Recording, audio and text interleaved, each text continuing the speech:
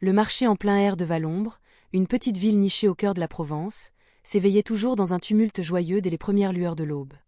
L'air matinal, encore frais, se chargeait rapidement des effluves enivrant des étals colorés. Le parfum des herbes de Provence, du thym et du romarin, se mêlait à celui, plus doux, des melons de Cavaillon et des abricots gorgés de soleil. Les cris des maraîchers vantant la fraîcheur de leurs légumes résonnaient en harmonie avec le murmure des conversations et le crépitement de la soca cuisant sur de larges plaques de cuivre. Au milieu de cette foule animée, une femme d'une 50aine d'années, aux cheveux châtains noués en un chignon simple, avançait d'un pas assuré, accompagnée d'une jeune fille en uniforme de lycéenne. Elle déambulait dans les allées étroites, s'arrêtant de temps à autre pour marchander avec un sourire le prix des tomates ou des olives. La femme se nommait Brigitte.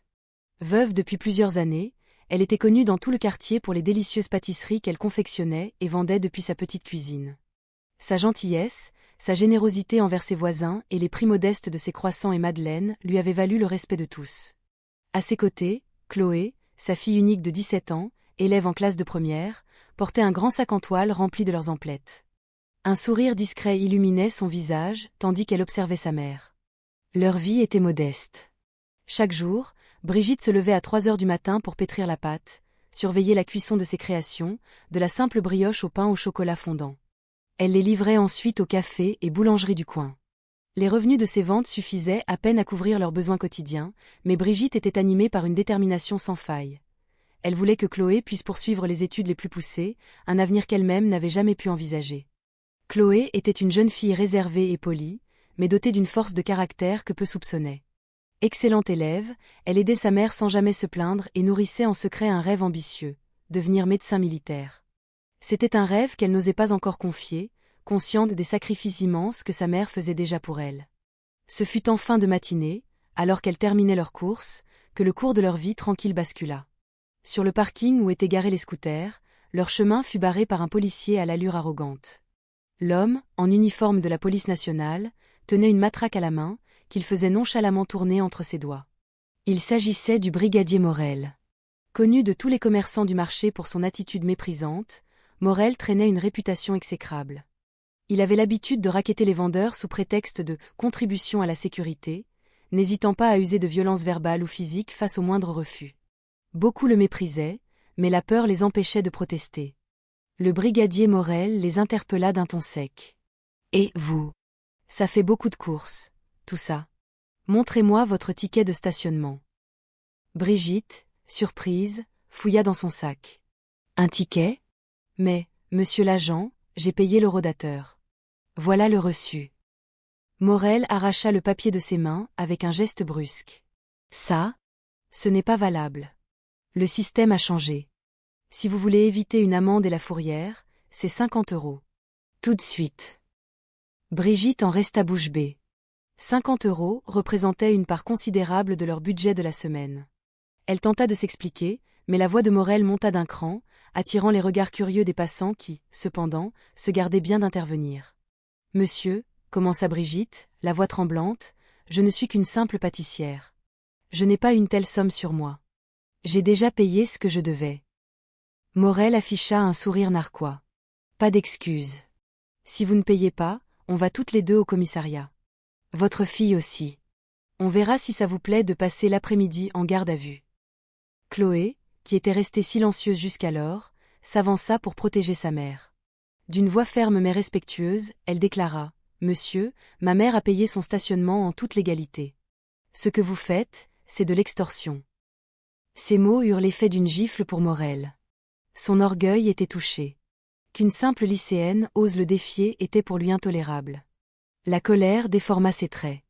Il bouscula violemment Chloé à l'épaule, la faisant chanceler. « Espèce d'insolente !» hurla-t-il. « Une gamine va m'apprendre mon métier ?» Sans réfléchir, sa main partit et claqua avec force sur la joue de Chloé. Le sac de course tomba, répandant des tomates et un pain sur le sol poussiéreux du parking. Brigitte poussa un cri d'horreur et tenta de s'interposer, mais Morel la repoussa à son tour, la faisant tomber lourdement par terre. La scène provoqua un tumulte. Quelques commerçants s'approchèrent pour aider Brigitte à se relever, mais le regard féroce de Morel les cloua sur place, les menaçant silencieusement de s'en prendre à quiconque oserait se mêler de ses affaires.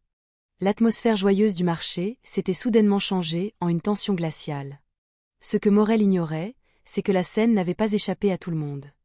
Un peu plus loin, un étudiant, choqué par la brutalité de la scène, avait tout filmé avec son téléphone. La vidéo, nette et sans équivoque, montrait un policier en uniforme frappant une adolescente et malmenant sa mère en public. Chloé, la joue écarlate, baissa la tête, mais dans ses yeux brillait une flamme que personne ne pouvait voir. Dans son fort intérieur, elle se répétait « Patience, ne réponds pas maintenant. Laisse les faits parler d'eux-mêmes. » Les murmures s'amplifièrent parmi les témoins. L'étudiant, sentant l'importance de ce qu'il venait de capturer, publia la vidéo sur un groupe Facebook local, avec une légende simple. Policier arrogant raquette une mère de famille au marché de Valombre. Est-ce ainsi que la police protège les citoyens? En l'espace de quelques heures, la vidéo devint virale. Twitter, Instagram, les groupes WhatsApp. Partout, les images de l'agression de Morel circulaient, provoquant une vague d'indignation. Le nom du brigadier Morel devint célèbre, mais pour les pires raisons. Ce soir-là, Chloé était assise sur son lit, le silence de sa chambre pesant. Sa joue gauche la lançait encore. Brigitte entra, portant une compresse froide et un tube de pommade, le visage empreint de tristesse et de culpabilité. « Ma chérie, dit-elle doucement, je suis tellement désolée. C'est à cause de moi que tu as eu des problèmes. » Chloé secoua la tête. « Ce n'est pas ta faute, maman. C'est ce policier qui est allé trop loin. Mais ne t'inquiète pas, la vérité finira par éclater. » Ce que Chloé ne dit pas à sa mère, c'était qu'elle n'était pas une lycéenne ordinaire. Bien qu'elle vive modestement, Chloé était la fille d'un général de corps d'armée, un homme occupant un poste de haute responsabilité au ministère des Armées à Paris. Son père, le général Antoine Dubois, s'était séparé de Brigitte des années auparavant pour des raisons personnelles complexes, liées à l'incompatibilité entre la vie militaire exigeante et les aspirations plus simples de Brigitte. Cependant, il n'avait jamais cessé de veiller sur sa fille, de loin. Chloé avait secrètement reçu de son père un entraînement de base en autodéfense. Même s'ils ne vivaient pas ensemble, il s'assurait qu'elle ne manque de rien sur le plan éducatif et lui offrait un soutien discret mais constant. Chloé, cependant, avait choisi de rester auprès de sa mère, préférant une vie simple et anonyme. Elle ne s'était jamais vantée de ses origines, ne voulant pas être traitée différemment. Mais après l'incident du marché, ce secret était sur le point d'être révélé. Dès le lendemain, l'affaire fit la une des journaux locaux. La vidéo avait déjà été vue des centaines de milliers de fois. Les internautes, furieux, exigeaient que le préfet et le commissaire divisionnaire prennent des mesures exemplaires. De son côté, Morel était en panique. Il tenta de contacter des collègues pour étouffer l'affaire, prétendant que la vidéo était un montage. Mais il était trop tard. Les faits étaient là, bruts et accablants. Pendant ce temps, la modeste maison de Brigitte était assiégée par les journalistes. Ils voulaient tous recueillir le témoignage des victimes. Brigitte, dépassée et craintive, avait peur qu'une déclaration publique n'aggrave la situation.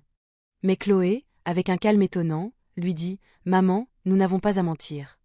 Racontons simplement ce qui s'est passé. La vérité est de notre côté. » Ce qu'elle ne pouvait prévoir, c'est que la nouvelle était parvenue jusqu'à Paris, sur le bureau du général Dubois. Un de ses aides de camp lui présenta la vidéo virale. En voyant les images de sa fille, son unique enfant, se faire frapper en public par un policier, le général fut saisi d'une fureur froide. Il fixa l'écran de la tablette pendant un long moment, son visage se durcissant, ses mâchoires se crispant. C'était la colère d'un père, mais aussi celle d'un soldat qui voyait l'uniforme, symbole de l'État, être déshonoré de la sorte. « Il a osé toucher à mon sang », murmura-t-il d'une voix glaciale. « Demain, je descends personnellement dans cette ville. » L'histoire entrait dans un nouveau chapitre, bien plus explosif. Le lendemain matin, le marché de Valombre bourdonnait d'activité comme à son habitude, mais quelque chose avait changé. Depuis que la vidéo avait circulé, les commerçants, libérés d'un poids, échangeaient des murmures pleins d'un espoir nouveau. L'air de terreur du brigadier Morel touchait peut-être à sa fin. Morel, lui, était rongé par l'anxiété. La veille au soir, il avait été convoqué par son supérieur, le commissaire Leroy. « Morel, vous avez déclenché une tempête », lui avait dit le roi, le visage fermé. La vidéo de vous frappant une lycéenne est devenue une affaire nationale. L'image de notre commissariat est salie. Morel avait tenté de se défendre. Monsieur le commissaire, ce n'est qu'une mère et sa fille. Elles ont tout fait pour que ça devienne viral. Je ne faisais que... Silence. Avait coupé le roi. Vous croyez que c'est simple? Le préfet a appelé. L'IGPN est sur le coup. Pour l'instant, faites-vous oublier. Ne provoquez plus le moindre incident. Morel avait baissé la tête, mais au fond de lui, il se croyait encore capable de s'en sortir. Ça va se tasser, pensait-il. Les gens oublient vite. Il ignorait que l'ouragan n'avait pas encore atteint son paroxysme. Pendant ce temps, chez Brigitte, le petit déjeuner venait de se terminer. Chloé se préparait pour le lycée, la marque de la gifle encore visible sur sa joue. Soudain, le bruit de plusieurs moteurs puissants se fit entendre devant leur petite maison. 3 voitures noires officielles, aux plaques militaires, venaient de s'arrêter dans la ruelle. Les voisins, intrigués, se pressaient à leurs fenêtres. De l'un des véhicules descendit un homme d'une 50aine d'années, grand et imposant, vêtu d'un uniforme militaire impeccable, bardé de décorations. C'était le général Antoine Dubois, le père de Chloé. Sa seule présence imposa un silence stupéfiant dans la petite rue. Brigitte, bouleversée, sentit des larmes monter à ses yeux. Cela faisait des années qu'ils ne s'étaient pas vus. Chloé resta figée, n'en croyant pas ses yeux. Le général s'approcha d'elle, son regard sévère s'adoucissant imperceptiblement. « Ma fille, je suis là. Je sais ce qui t'est arrivé. Quiconque ose te toucher devra en répondre. » Chloé, luttant pour contenir son émotion, hocha simplement la tête. Brigitte pleurait désormais ouvertement, non pas de peur, mais de soulagement. Quelqu'un était enfin là pour les protéger. Sans perdre un instant, le général Dubois se dirigea vers le commissariat où travaillait Morel. Il n'était pas seul, plusieurs officiers de haut rang l'accompagnaient. La nouvelle de l'arrivée d'un général de l'armée de terre se répandit comme une traînée de poudre dans la petite ville. Au commissariat, l'atmosphère était électrique. Le commissaire Leroy tenta d'accueillir le général avec un sourire crispé, sa nervosité trahie par ses mains moites. « Mon général, bonjour. Que pouvons-nous faire pour vous ?» La voix de Dubois était profonde et dénuée de toute chaleur. « Je ne suis pas venu pour des courtoisies, commissaire. L'un de vos hommes a osé frapper ma fille en public, après avoir tenté de la racketter. Où est-il » Un silence de plomb s'abattit sur la pièce. Tous les regards convergèrent vers Morel, qui se tenait, rigide, dans un coin. Son visage était livide. Pour la première fois de sa vie, il se sentait minuscule.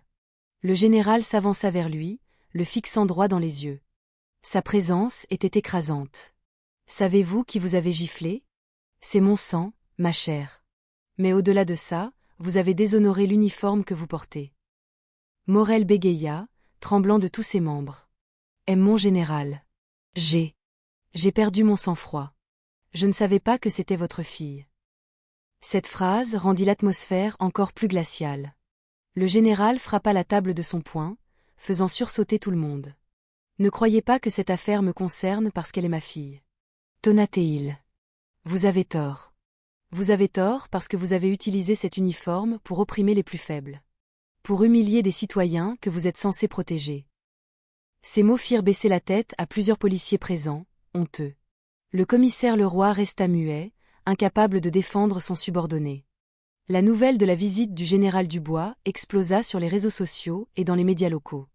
Les gros titres changèrent, révélation, la lycéenne agressée par un policier et la fille d'un général de l'armée. L'indignation des internautes redoubla. Certains criaient vengeance contre Morel, d'autres se réjouissaient que l'affaire prenne une telle ampleur. Au marché, les commerçants célébraient discrètement. Enfin, se disait-il, quelqu'un a osé lui tenir tête. Brigitte, cependant, était mal à l'aise. Elle n'avait jamais cherché les ennuis. Aux voisins qui la questionnaient, elle répondait simplement « Je veux seulement que ma fille soit en sécurité. Je ne veux pas de scandale. Laissons la justice faire son travail. » Chloé, malgré son jeune âge, partageait ce sentiment. Elle ne voulait pas que cette affaire se transforme en une vendetta personnelle. Ce qu'elle souhaitait, c'était une justice équitable pour tous, pas un traitement de faveur parce qu'elle était la fille d'un général. Dans l'après-midi, l'IGPN, la police des polices, arriva de Paris. Morel fut immédiatement mis en garde à vue. La vidéo de son arrestation, menottes au poignet, quittant le commissariat la tête basse, devint à son tour virale. Les commentateurs en ligne parlaient de « karma instantané ». Mais l'histoire était loin d'être terminée. Ce soir-là, le général Dubois était assis avec Brigitte et Chloé dans le modeste salon de leur maison. Après tant d'années, la famille était de nouveau réunie. « Brigitte, Chloé, commença le général d'un ton grave, je sais que je n'ai pas été le meilleur des maris ou des pères. Mais cette fois, laissez-moi me battre pour vous. Cette affaire ne peut se solder par de simples excuses. Brigitte répondit doucement, je ne souhaite pas que Morel soit traité injustement non plus. Que la loi s'applique. L'important, c'est que plus aucune autre femme ne subisse ce genre de racket. Chloé ajouta avec une maturité surprenante, je suis d'accord avec maman. Nous ne cherchons pas la vengeance, mais le changement. Les paroles de sa fille laissèrent le général sans voix. Derrière le visage déterminé de l'adolescente, il décelait une sagesse profonde. L'affaire Morel devint un sujet de débat national. Depuis Paris, le ministère de l'Intérieur publia un communiqué officiel, promettant des sanctions exemplaires contre tout agent qui ternirait l'image de la police. Le nom de Morel devint le symbole de l'arrogance de certains fonctionnaires, finalement brisé par le courage d'une lycéenne défendant sa mère. Au marché, les langues se délièrent. Encouragés, d'autres commerçants se rendirent au commissariat pour dénoncer les rackettes qu'ils subissaient depuis des années. Plusieurs se déclarèrent prêts à témoigner au procès. Chloé, quant à elle, retourna au lycée. Malgré quelques moqueries de camarades, elle marchait la tête haute, sachant que son combat ne faisait que commencer. Le deuxième acte se terminait avec l'arrestation de Morel, mais les graines du changement venaient à peine d'être plantées. La question demeurait, le système allait-il vraiment changer, ou cette affaire ne serait-elle qu'un feu de paille? Les jours passèrent, et l'affaire du brigadier Morel quitta la sphère des rumeurs de marché pour entrer de plain-pied dans l'arène judiciaire. Les médias nationaux en faisaient leur chou gras, invitant experts juridiques, militants et anciens policiers sur les plateaux de télévision. Pour beaucoup, ce cas dépassait la simple histoire d'un policier corrompu. Il était devenu le symbole de la relation entre la loi et les citoyens ordinaires, un rappel que l'uniforme doit protéger, et non opprimer. Le jour du procès, le tribunal correctionnel de la ville était pris d'assaut. Une foule compacte s'était rassemblée sur le parvis, composée de commerçants du marché, d'étudiants et de simples curieux. Des banderoles étaient déployées, la justice pour tous. Fin de l'impunité. À l'intérieur, la tension était palpable. Morel, sur le banc des accusés, n'était plus que l'ombre de lui-même. Le visage cireux, les yeux hagards, il tremblait. L'uniforme qui faisait autrefois sa fierté lui avait été retiré. Sur le banc des témoins, Brigitte était assise à côté de Chloé. Le juge leur demanda de relater les faits. « Madame, dit-il d'une voix calme, racontez-nous précisément ce qui s'est passé ce jour-là. » La voix de Brigitte était à peine un murmure, mais ses mots étaient clairs. « J'avais fini mes courses. L'accusé m'a arrêté, m'a réclamé 50 € en prétextant que mon ticket de stationnement n'était pas valide. J'ai refusé. Alors, il m'a bousculé et il a frappé ma fille. » Un silence glacial emplit la salle. Tous les regards étaient tournés vers elle. Ce fut ensuite au tour de Chloé de témoigner. Malgré ses 17 ans, elle s'exprima d'une voix forte, sans la moindre trace de peur. J'ai vu ma mère se faire traiter avec mépris. Quand j'ai pris sa défense, j'ai été giflée. Ce n'était pas seulement une humiliation pour ma famille, mais pour tous les citoyens qui croient que l'uniforme de la police est là pour les protéger. Ces mots résonnèrent avec force dans le tribunal, provoquant des hochements de tête approbateurs. Certains, dans l'assistance, essuyèrent une larme. Les médias s'emparèrent de la figure de Chloé, la dépeignant comme la lycéenne courageuse qui a défié la police. Les articles louaient sa force de caractère et son histoire singulière, celle de la fille d'un général ayant choisi une vie simple. Sur les réseaux sociaux, les éloges fusaient, si seulement tous les jeunes étaient comme Chloé. La preuve qu'une petite voix peut ébranler le pouvoir. D'autres, plus cyniques, suggéraient que l'affaire n'avait pris une telle ampleur que parce qu'elle était la fille d'un haut gradé. Chloé répondit à ces critiques avec une maturité déconcertante lors d'une conversation avec sa mère. Laisse-les parler. L'important, c'est que la vérité soit entendue. Sans cette vidéo, nous nous serions probablement tus, comme tous les autres commerçants avant nous. Quelques jours plus tard, le général Dubois tint une brève conférence de presse. Assailli de questions sur son rôle dans l'affaire, il répondit avec une gravité solennelle. « Je suis ici non pas en tant que général, mais en tant que père. Mais au-delà de ça, je tiens à rappeler que chaque agent de l'État doit être un protecteur du peuple, pas un prédateur. Je ne veux pas que cette affaire se limite à ma fille. S'il y a d'autres citoyens qui ont été victimes d'abus, qu'ils parlent. Leur voix doit être entendue. » Cette déclaration lui valut un immense respect de l'opinion publique. Il ne cherchait pas à instrumentaliser son rang, mais à transformer une affaire personnelle en une cause collective. Lors de l'audience suivante, plusieurs commerçants du marché vinrent témoigner. Il y eut monsieur Jacques, le vendeur d'olives, madame Martine, la poissonnière, et même le jeune homme qui avait filmé la scène. Tous confirmèrent que Morel les harcelait depuis des années, exigeant de l'argent sous de faux prétextes. Le témoignage de monsieur Jacques fut particulièrement poignant, nous avions peur de parler, monsieur le juge. Mais depuis que la vidéo a été diffusée, nous avons compris que nous devions briser le silence. Nous ne voulons plus que notre marché soit un lieu de raquette. Ces témoignages accablants ne laissèrent à Morel aucune échappatoire. Malgré la certitude de la culpabilité de Morel, Chloé se sentait troublée. Elle le voyait sur le banc des accusés, un homme brisé. Derrière lui, sa famille en larmes, une jeune femme, son épouse, et un petit garçon qui regardait la scène avec des yeux innocents. Chloé ressentait à la fois de la colère et de la pitié. Elle savait que Morel méritait d'être puni, mais elle comprenait aussi que la justice ne devait pas être une simple vengeance. Ce soir-là, elle en parla à sa mère. « Maman, et si nous lui pardonnions ? Laissons la justice suivre son cours, mais montrons que nous ne sommes pas animés par la haine. » Brigitte lui prit la main. « Pardonner est une belle chose, ma chérie. Mais n'oublie pas que pardonner ne signifie pas excuser. La peine doit être purgée. Sinon, d'autres Morel apparaîtront. » Ces paroles apaisèrent Chloé. Elle apprenait à faire la distinction entre la justice et la compassion. Le jour du verdict arriva. La salle d'audience était comble. Les chaînes d'information diffusaient en direct. Le juge lut sa décision, un long texte détaillant les preuves, les témoignages et le comportement passé de l'accusé. Finalement, d'une voix forte, il prononça la sentence. Le tribunal déclare le brigadier Morel coupable d'extorsion et de violence volontaire par personne dépositaire de l'autorité publique. Il est condamné à une peine de 3 ans de prison ferme, ainsi qu'à une révocation définitive de la police nationale. Une clameur de soulagement parcourut la salle. Des gens applaudirent, d'autres pleurèrent de joie. Les commerçants du marché s'étreignirent. Morel, lui, s'effondra sur son banc, la tête entre les mains. Sa femme éclata en sanglots, son fils courant se blottir contre les jambes de son père. Cette scène laissa Chloé pensive. Après le jugement, les journalistes se précipitèrent vers elle. « Que ressentez-vous après ce verdict ?» Chloé répondit calmement, sa voix portant malgré le brouhaha. « Aujourd'hui, il ne s'agit pas de moi ou de ma mère. Il s'agit de tous les gens ordinaires qui n'ont souvent pas de voix. J'espère simplement qu'à l'avenir, personne n'aura à subir ce que nous avons vécu.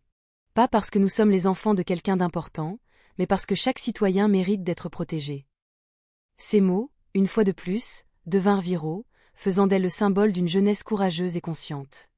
L'histoire n'était cependant pas finie. La question restait en suspens. Cette affaire serait-elle un véritable tournant, ou juste un fait divers vite oublié? Après le verdict, la vie à Valombre reprit lentement son cours.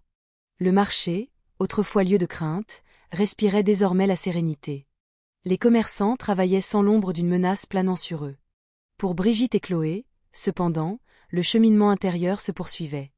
Elles étaient encore saluées avec un respect teinté d'admiration, certains qualifiant Chloé d'héroïne, un statut qu'elle refusait, aspirant simplement à retrouver sa vie de lycéenne. Un soir, les habitants du quartier organisèrent une petite fête près de la maison de Brigitte.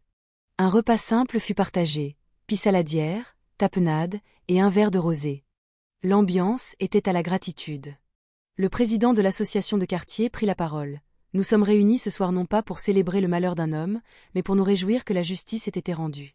Que cela nous serve de leçon à tous. » Brigitte, émue, écoutait en silence. Chloé souriait aux voisins qui la félicitaient. Une prière collective fut dite pour que la paix et l'honnêteté règnent durablement sur leur ville. Quelques jours plus tard, un événement inattendu se produisit. La femme de Morel se présenta à la porte de Brigitte, accompagnée de son jeune fils. Le visage pâle, les yeux rougis par les larmes, elle se tenait sur le seuil, hésitante.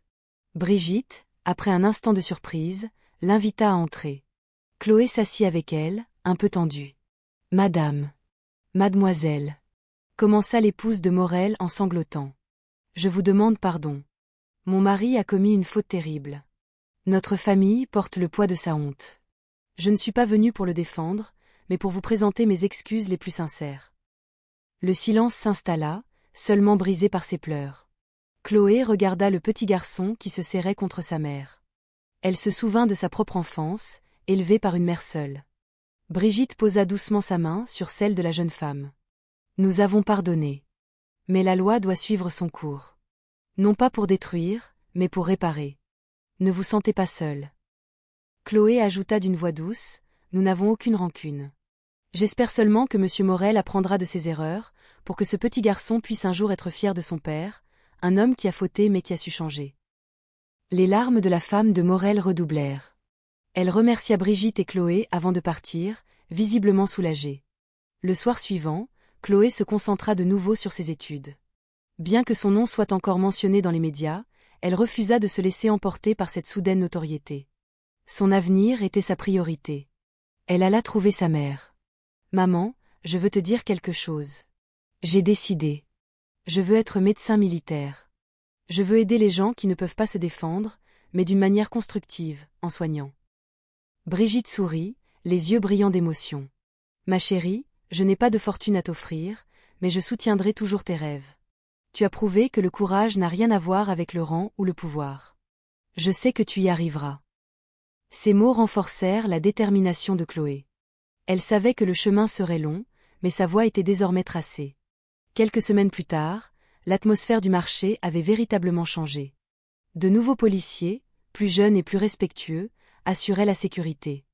Les commerçants se sentaient en confiance. Ils avaient même créé une caisse de solidarité pour aider ceux d'entre eux en difficulté.